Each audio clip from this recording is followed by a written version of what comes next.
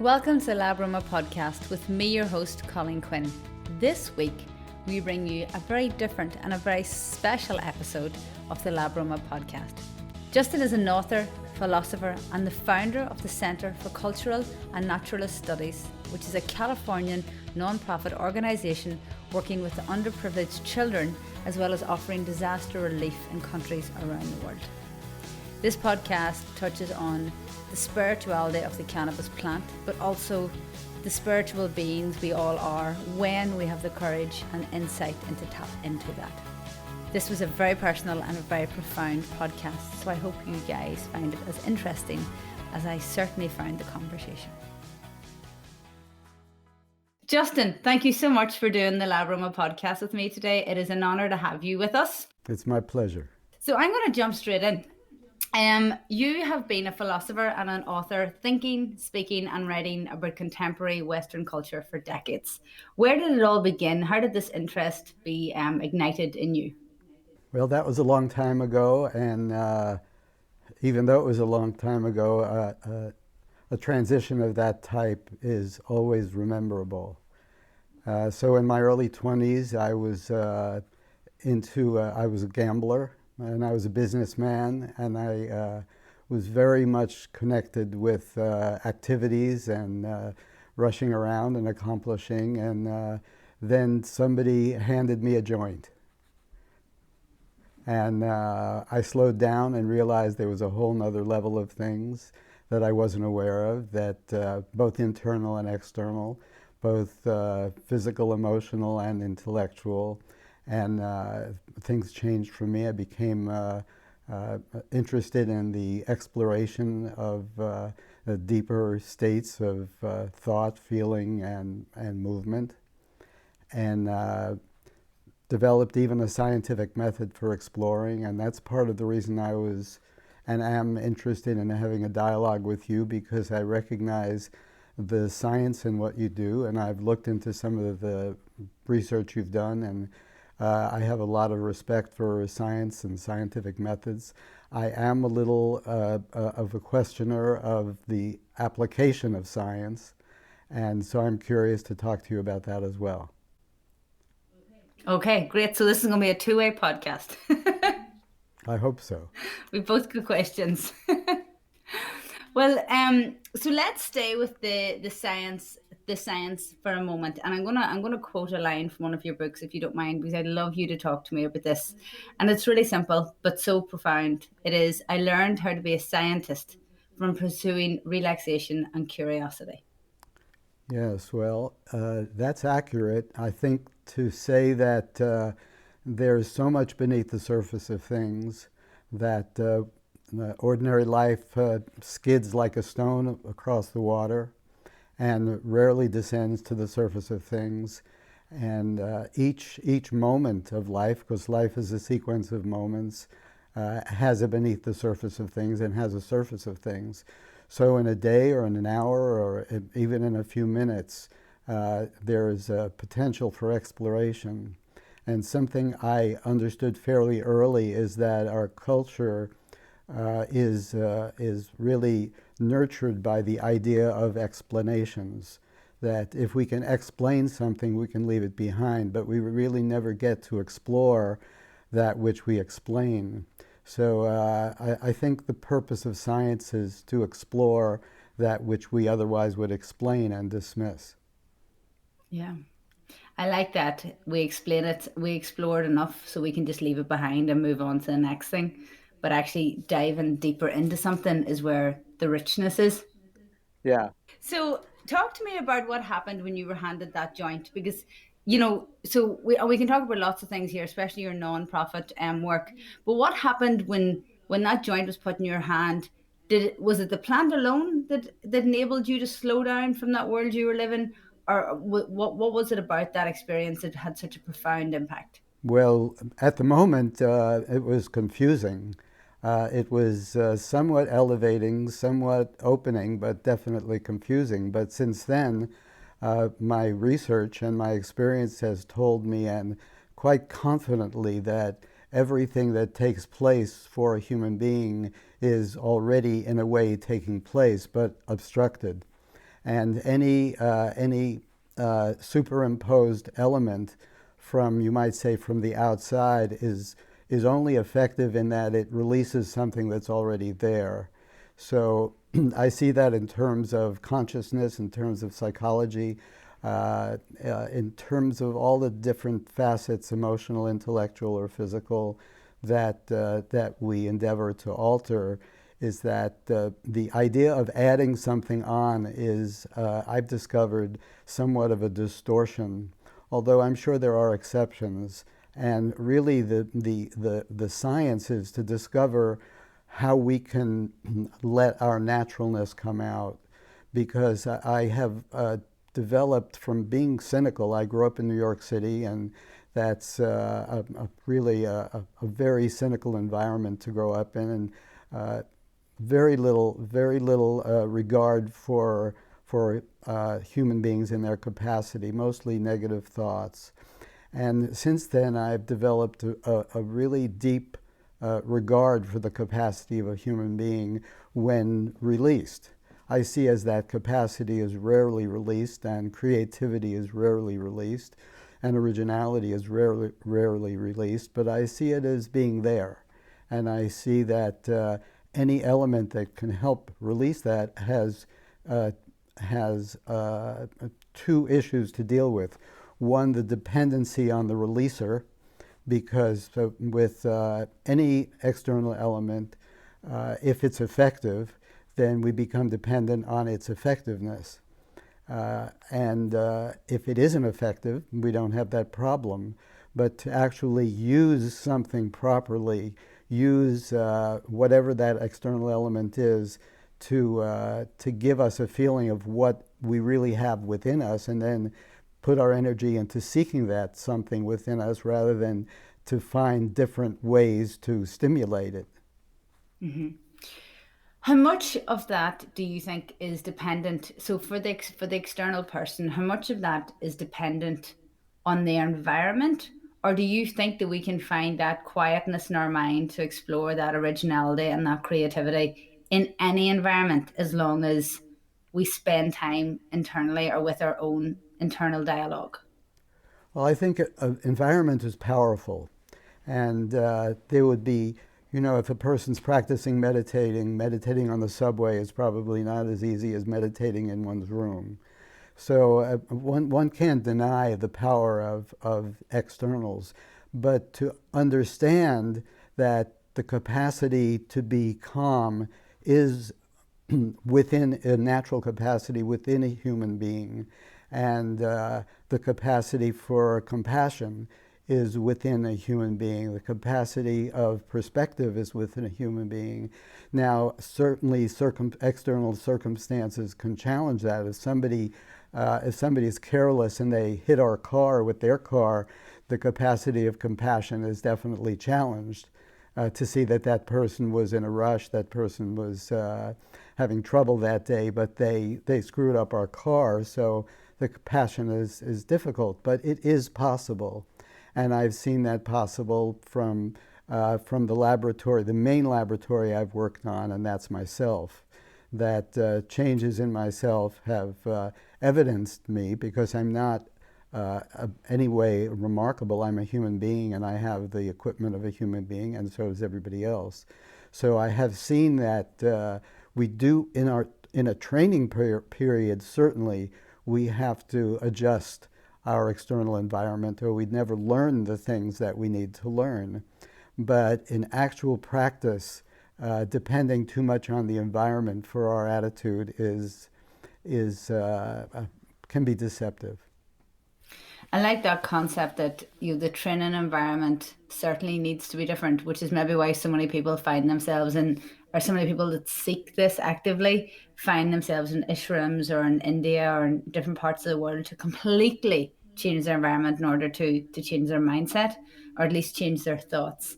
And then they come back to real life and try to implement that, which I would imagine is harder than it sounds. Yeah, well, the teaching and learning environment that I've helped to develop and that I'm part of right now and have been part of for many years deals with an amount of seclusion, but really a small amount of seclusion, mostly for that training you're describing. But we do projects out in the world. We've done social work in the world. We've traveled around the world and done aid projects and had really maximum exposure in which to practice these practice the disciplines that we learn and the strengths that have been revealed in a more protective environment.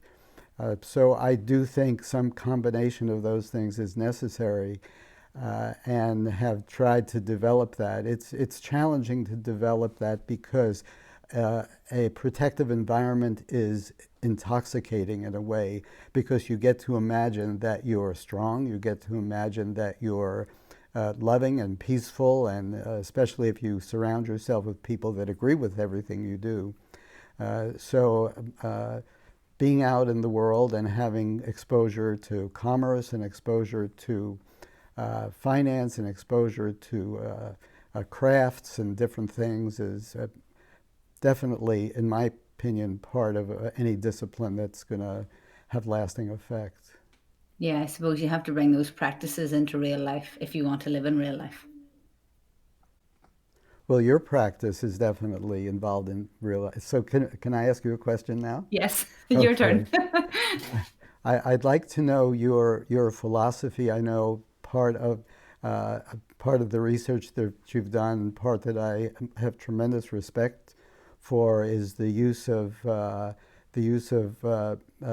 cannabis for health purposes, and the incredible breakthroughs that are possible there for people that are really having difficulty, and for people who are having pain that's severe. But anything that's potent has its upside and has its downside, whether it's atomic energy, and we think solar energy now is going to be a wonderful answer, but I'm sure people will find some way to weaponize solar energy as well. So everything has its downside, and I wonder if you evaluate the downside of alleviating pain, because pain is also an indicator. Mm-hmm. So that's a really interesting question. And I haven't been in clinic. I haven't seen clients actively since I was, God, nearly 6 years now. It's been a while. So I've been more in research and education for the last 6 years. And I try not to advise clients just at the minute, because I don't have my hands on them. And I don't believe that you can help a client unless you're there and available for them and seeing them. Now, what I have seen from my early days, which was not with cannabis, which was with aromatherapy only and herbs, but more aromatherapy with pain, is that, and this is interesting, and I have seen it a bit through, I have students now. So they're not my patients, but they're students. So you definitely learn a lot from what they're doing with the cannabis plant. And the big thing for me with pain is that, and this is going to sound quite harsh, but pain can be a reality, but it can also be a choice. And I used to see that a lot with clients when I was a therapist. And I was young when I was a therapist, but I still had the sight to see that for so many people, pain was a choice, because it led to attention from doctors, attention from family. And I used to think, if those people meditated, if they, I'm not asking them, to become a Buddha, but I'm asking them to practice some level of self-love internally, that pain subsided. Now, some people didn't want to know and never came back. But for the ones that were open, that, chose, maybe they were tired of their choice, and they chose to get better, and they chose, happiness is an inside job. No one is responsible for your happiness but yourself. And I believe so much of physical pain is emotional pain manifesting itself physically. So if you can find the courage and the empathy, the self-empathy, to look inside you and give yourself the time to love yourself, those physical manifestations fall away, and they fall away very quickly. Now, on the other hand, you have genuine pain, and it's a whole other story. And it's become very interesting with cannabis, because I see two scenarios. I see people that are genuinely in pain and they want to take the plant, and they're reluctant to take the plant, especially if they're in that elderly sector. because, they grew up in the war on drugs, or that, they have that, um, they have that predisposed opinion about the plant. If they can get comfortable with that and they can embrace, especially THC for pain, then they see a huge difference to their pain. But they also see a difference to inflammatory conditions, to their stress levels and their anxiety levels. And that's become a huge thing that I've seen with students and their, anecdotal stories they bring to me about their families and friends. So I think that that's one element. If you can take THC in a way where you don't have to be impaired, you don't, if you want to be, that's another thing. But to deal with pain and taking THC, especially chronic pain, I've seen massive success with people. Now, there is the side of it where you have drug interaction, and there is early evidence that we have some drug interactions, but the enzymes that metabolize most of your pharmaceutical drugs also metabolize your cannabinoids. So a lot of the time you'll get a stronger kick of your pharmaceutical drugs because the cannabis has used up all the amino acids. And finding that balance and making sure that a patient is supported as they go through that journey is hugely important. Okay. It was a long way of answering your question. No, that was a good answer. I appreciate that. Have you had much experience with pain and cannabis? No, I have been very fortunate with physical health. That's interesting. So tell me about, so a lot of people talk about the cannabinoids with physical symptoms and as a physical solution, and I'm happy to talk about that too, but you seem to have done a lot of your work or your research, especially with humor and the mind and what cannabis can do for that part of our psyche. Do you want to talk a wee bit about that? I do. It's I see that that the ability to laugh, the ability to enjoy, the ability to relax into something that might be surprising has been, you might say, encultured out of us, so that we are careful, and our carefulness creates a psychological state where we're always on guard, we're always being protected, we're always rehearsing in our thoughts because of the next moment and what we might have to do. And this rehearsing and this protectiveness and this inner dialogue that we have makes it so that in the moment our sense of humor, our perspective, our feeling of lightness is decreased to the point that it could almost be non-existent, and what it takes to get a rise out of us is something really extreme, either something something violent or something extremely erotic or sexual or graphic, but the subtleties of life, which are extremely humorous and extremely interesting, and I see them in this moment. With here we're talking to each other across the ocean, and we agree on some things, but we probably disagree on a whole lot of things, and we're having a good time doing it.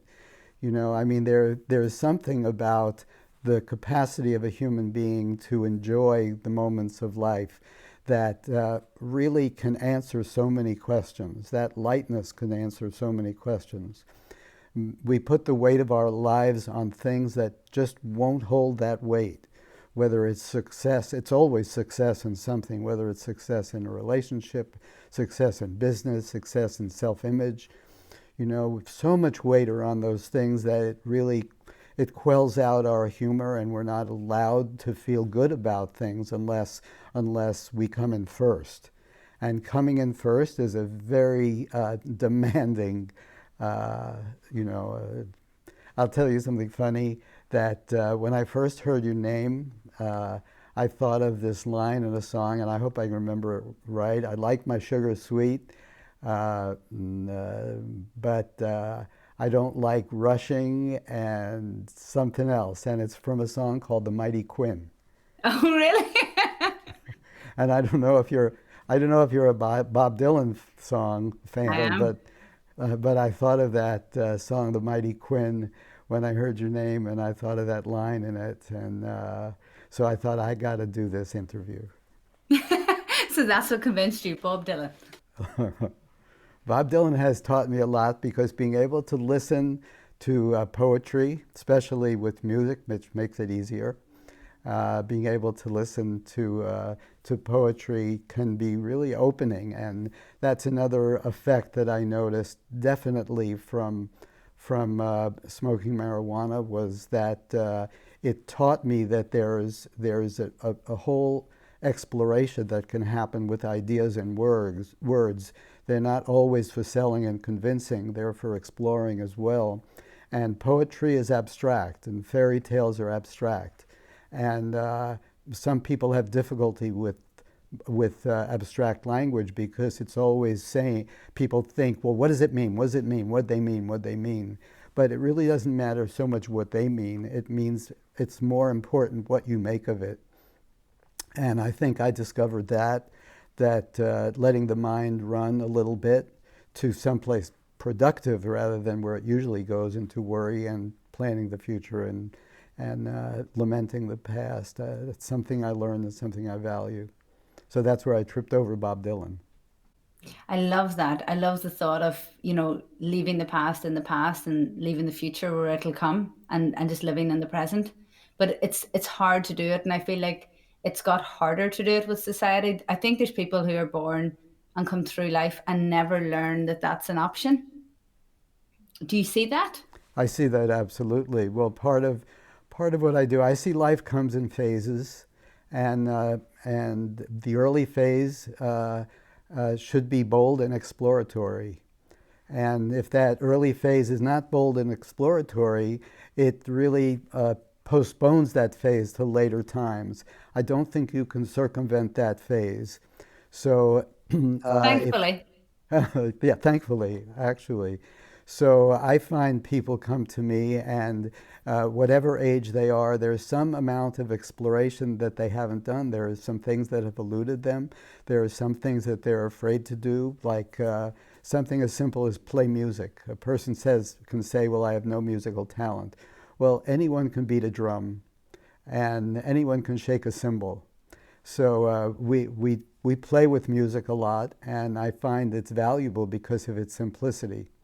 So I think that life coming in phases allows us an exploration phase and then a questioning phase. And I think that questioning phase has to come after the exploratory phase, because we question, well, if I keep doing this, it was fun, it was exciting, I won some, I lost some, but is there more? And that questioning phase is uncomfortable, certainly. And some people push it away, but it's there. It's there. Our society definitely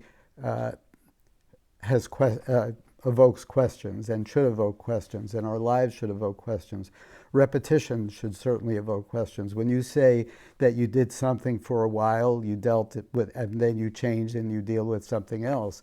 You saw that it was becoming repetitious and you wanted to expand or try something else. I think that that's really healthy. And at some point, a person has tried so many different variations on all the themes that they've done and lived at different places that something else begins to call to them. And I think that phase is real and it does happen, but it should come after these other phases come, the phase of a bold exploration and a lot of questioning. How many of us do you think get to that questioning part very late in life? Is there many of us lucky enough to discover it earlier? I have a mixture of ages of people that are around me but if anybody comes to ask for my guidance or to be part of anything that I support, and they're young and they need to go out, I encourage them, and I even sometimes support projects for them to go out and do. So I'm dealing mostly with people that are questioning. It's rare that a person that questioning phase is considerable because there are so many things to question, because what we're taught generally in life is that if I hear that there's something there, there's something there. If I don't hear there's something there, that means there's nothing there. So we don't really get to question. We don't get to surprise. We don't get surprised much because we try to insulate our lives with control. There's a big promotion for get rich and get control. That's the way to answer life. And so whoever I cross paths with, control has become a very big thing, and control denies the opportunity for surprise, because if there's surprise, then you generally prepare yourself for whatever is going to come, and you prepare yourself so well that you don't get surprised. So the interactions that I have with people of all ages really are similar, and I deal with people of very different ages that are questioning, and that we do try to go to the different compartments in life that people are confident and re-examine. And some people re-examine and re-explore aspects of their life and come up with the conclusion that, yes, I got it right. I had figured it out. And sometime it's opposite. I know that was the case for myself. There are some things I discovered that, yeah, I see it that way. People blame other people, but I realized this fairly young. But really, if whatever is happening outside, if it doesn't strike a chord in you, it doesn't give you trouble. You only have trouble if you react to it. There's no trouble from outside. I realized that fairly young, but there are so many things I didn't realize fairly young, and came to see that people are extraordinary, that the human race is phenomenal, and its capacities are remarkable and have basically untapped. And anything that I can do and anybody else can do to further that untapping is admirable, in my opinion. Let me take you back just into the control bit. How often is that control laced with fear? I think always. Yeah. I think control and fear go along, that we develop specialties and we develop ways of contending, which is understandable. But it really is taught to us in a way as young people that fear is an attribute. Be careful, be on guard, and that it could be that being careful and being on guard could be good advice, but it's interpreted as be scared. And being scared is a big part of what we do, be scared of the unknown. And it carries through to life, it carries through. So the only way we learn to contend with that program that we adopt is through getting control and staying away from situations where control is decreased, and finding the skills. In fact, the people that we've learned to admire, public people that we've learned to admire, or accomplished people, are people that we see as having control. And so that they become our idols. We don't see them in all of their lives. So that's why I see very much. I'm going to paraphrase something you said earlier when you talked about your seeing how to deal with clients or patients or whatever you call them, is to have to be right there with them is the only real way to do that. Well, I've said before, and I do believe that in my line of work and being a spiritual guide, the only way to be a spiritual guide, if you're looking for one, is to find someone who can mail a letter for you and who can pass the salt to you. And if they can't be in that intimate a relationship with you, they can't really help you. So if they're no longer alive, they can inspire you, but they can't really help you. You have to be there with a person, and in order to make an assessment about a person, you also have to be there with them, because even in this interaction, I could be saying wise things, I could be, pontificating peace and love and patience, and then I could get off this camera and have an argument with somebody and get pissed off and like that. So you really have to get to know someone to know how deep they go, and to know how much control is part of their life, and how much they've altered their circumstances to only be in situations where they control. they can control and avoid the fear that they've taught is on the other side of it. Yeah.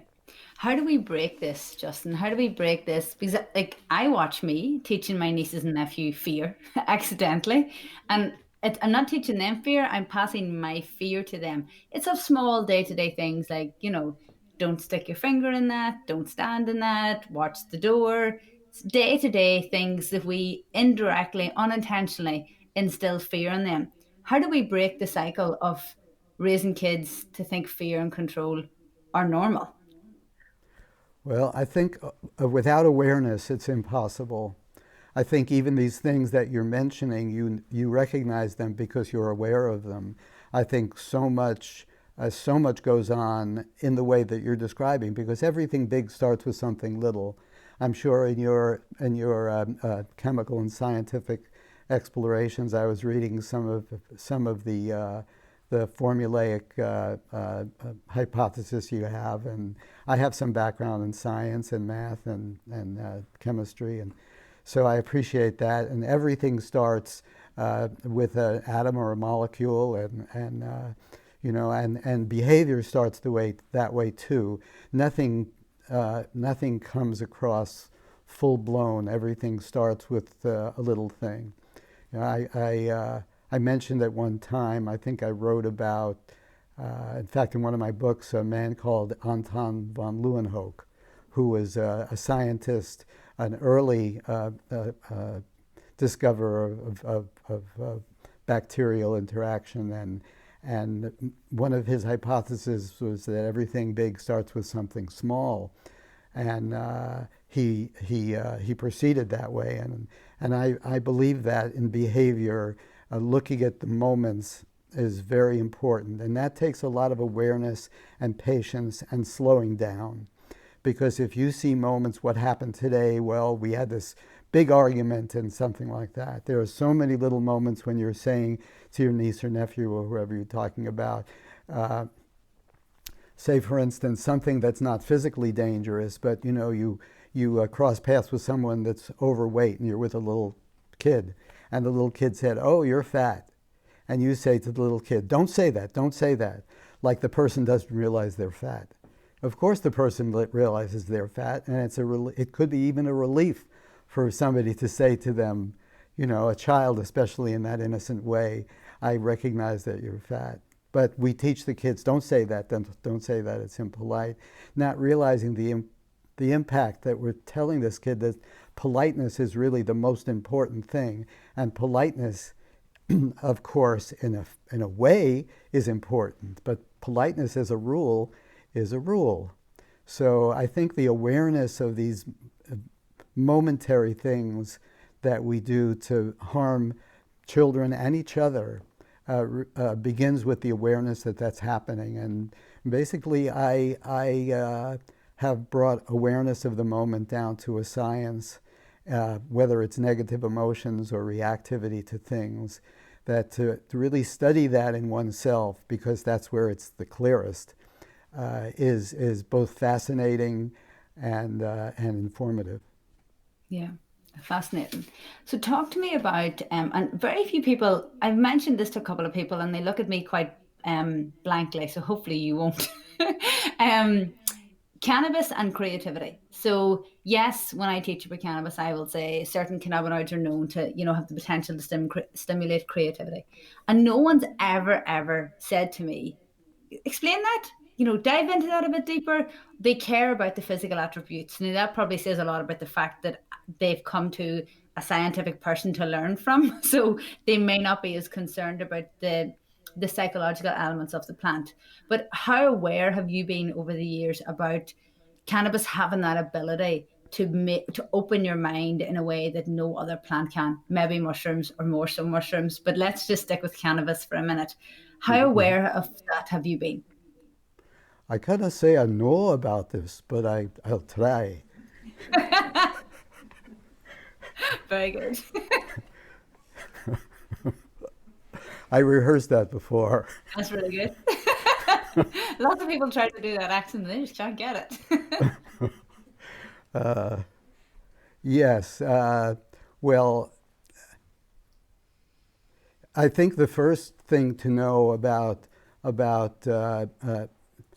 smoking marijuana is that it can be used productively and it can be used destructively. There's no question about that.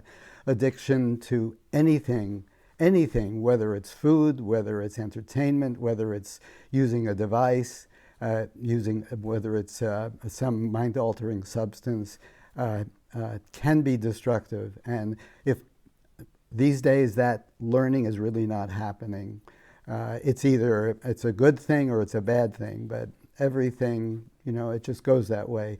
What I've discovered is the exploration, the development of stronger strains of marijuana is not as positive as it's put forth to be.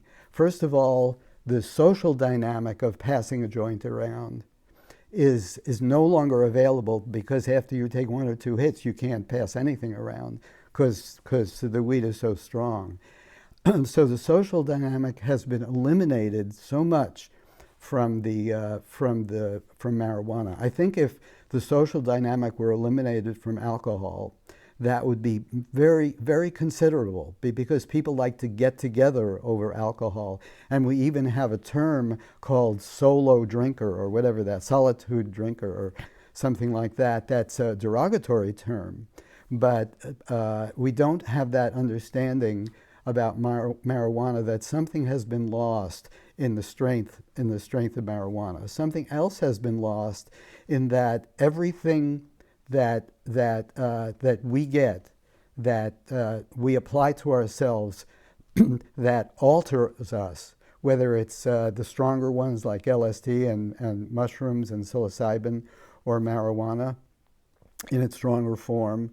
Everything stronger allows us to call for less from ourselves. The more we get from outside, the less we demand from ourselves.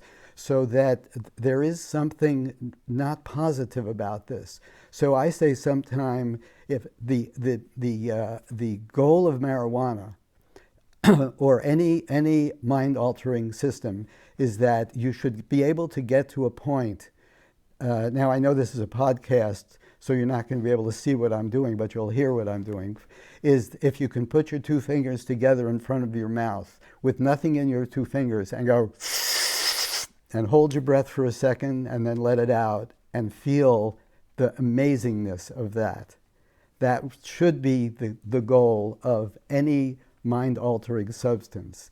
And that demands a lot from the individual.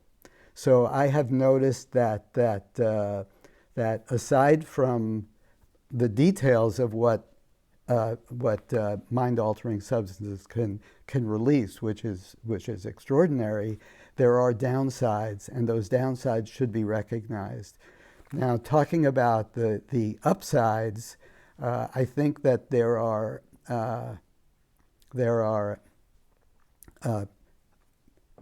closed parts of our thinking and feeling process, as well as our moving process, that are not going to be released. They are just not going to be released by our ordinary actions. Now, if our growing up and our programming and our development had been different, that might not be the case. It could be that it's not the case for people that Margaret Mead studied in the Trobriand Islands. It could be the case for them. Now, they would, of course, have other issues, but for us, the idea of opening up is very beautiful words, but where do you start? And we need something to crack open. And it really, it's a harsh word, but it really is needed, because everything is crack closed. And so cracking open seems to be what's required. And I recommend that. I recommend mind-altering substance for the cracking open, but I also recommend them for only the forevision of what's possible, not for the perpetuation of the dependency on the cracking open process.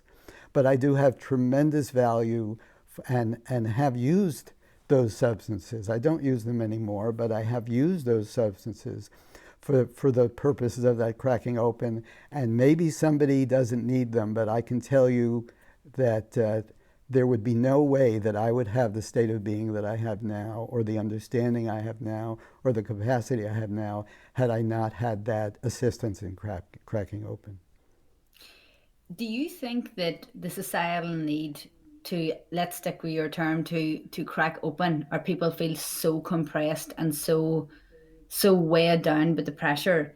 Do you think this is what's leading to the growth and interest in not only ayahuasca but also psychedelic mushrooms as well? I do think so. I do think that that's part of it, but I do think there's a large amount of escape involved in that desire as well. And I think it could happen that a person goes looking for escape and finds the end of a rainbow. I do think that's possible, but if you're desperately looking for escape, I think the likelihood that you'll find the end of that rainbow is remote. So I do think that desire is there. I think the dissatisfaction is definitely there. How can a person not feel dissatisfied? You know, I know the political system in your country for the last, people think it's been going on for 50 years, but it's been going on for hundreds of years in your country. And it's really unacceptable to be so polarized. And in our country now, right now, the ideas are so polarized, and it's not that there are not well-meaning people on all the sides of the polarization, but it's so dissatisfied. There's so much anger. There's so much not listening. There's so much lack of cooperation externally that it would be impossible not to be dissatisfied with the externals. And then if a person feels their own restlessness and their own dependence on media and on devices and on entertainment, if a person has any feeling for that, they would be dissatisfied as well. So that dissatisfaction leads to either some kind of relief, which can be a seeking for a mind-altering substance, or the desire for a change, desire for a cracking open, a breaking open. But I do think that some wisdom is needed, and the substances in themselves, we have so much training on what to look for and what not to look for, that the viability of the substances themselves are questionable. You know, I know in your field there is the substance and then there's the use of the substance. You know, and I believe that from what I see in the seminars that you give as much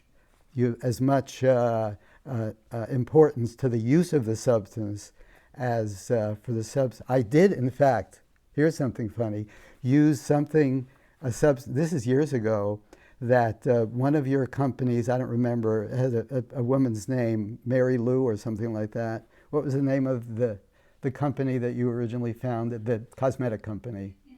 Yeah. I used a hair oil, an oil that was made from argon or something like that. Is that right? Yes. I was going to the desert a lot. My hair was getting really dry, so I used that oil on my hair, and I didn't realize that till I was reading some of your information, and I saw that. So even with using something as simple as that, there's when to use it and when not to use it, what to use it for, what not to use it for. And I see that as relevant for psychedelics, that some wisdom is needed for the use of mind-altering substances.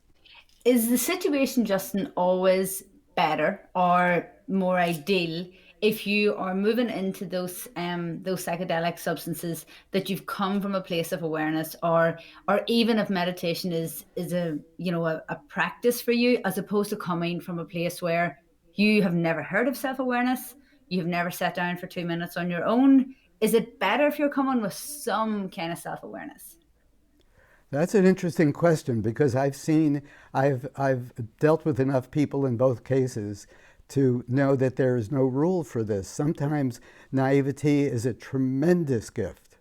You know, I have I have students that have been in ashrams in India and have spent time with Yogananda, spent time with, not personally, but spent time with spiritual disciplines, spent time practicing Vipassana meditation, and I have students that have had no exposure whatsoever to spiritual ideas, but we've crossed paths in other arenas, maybe doing a social work project or building a building for a clinic and meeting someone. And I have found that there is no definite formula, and that's why I deal with so few people, because I really have to get to know a person to know what's the best thing. I do see attributes for being knowledgeable about what's possible. I also see that sometimes when people are knowledgeable what's possible, they tend to try to steer their experience into what's familiar.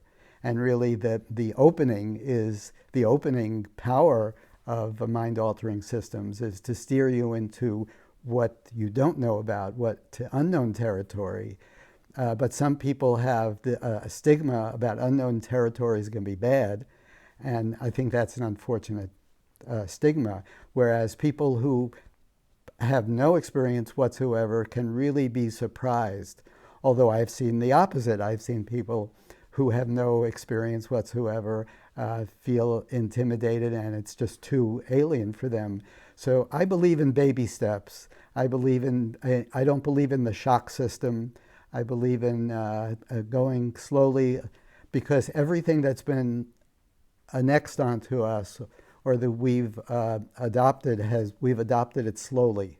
Whether we think so or not, we've adopted it slowly, and it has to be uncovered slowly as well. I kind of feel like coming with naivety means that you don't come with any expectations, and that has to be a gift, I imagine. I see that as a gift. I see that it's a challenge for someone in my position as well, because a person who has no idea what's possible is subject to a particular societal disease that we have, is that our aspirations are relatively modest. And we have aspirations that we've grown up with and have been taught to us, and those aspirations are generally for recognition, for reputation, for affluence, for control, for leisure, that our aspirations are maybe to the higher end of those things, but not the finer end of those things. And so when I cross paths with people who have definitely learned to those aspirations, and those aspirations are limited, I do have to deal with that, because a lot of the work that we do, I deal with a group dynamic, and one expression that I like is a big mountain takes a big team. And I'm sure you have a team that you work with, and everybody who's really accomplished anything considerable has a team that they work with. Yes, I have a team that I work with, and then for some people, thinking of working with a team is something that they've avoided all their lives. They learn I want to learn how to do it by myself. I don't want to be dependent. I want to be independent. So I wrote a chapter in one of my books called The Declaration of Dependence, and really understanding the need that a big mountain takes a big team. So some people who come here with no preconception whatsoever, and I'm dealing with them, that's one of the challenges for me, to get them to recognize the nature of a big mountain and a big team. I love that. I couldn't climb my mountain without my team alongside me. I'm sure. Couldn't do it. Justin, this has been amazing. Completely insightful. I think we're going to have to do it again. I didn't even come close to touching on your social work or the nonprofit organization, but maybe we can have a conversation in the new year and pick it up again if you'd like to. I'd love to do that. And I didn't get to ask all the questions I want to ask of you as well. Thank you so much for your time. Okay. Okay, bye-bye.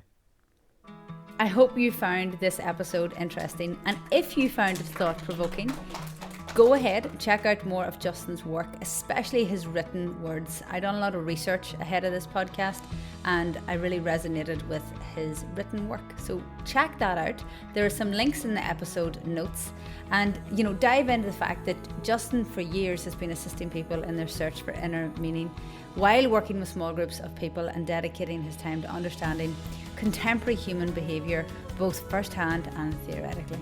He also supports the intentional use of cannabis, which I think is really important, especially for exploring things like humour and subtlety.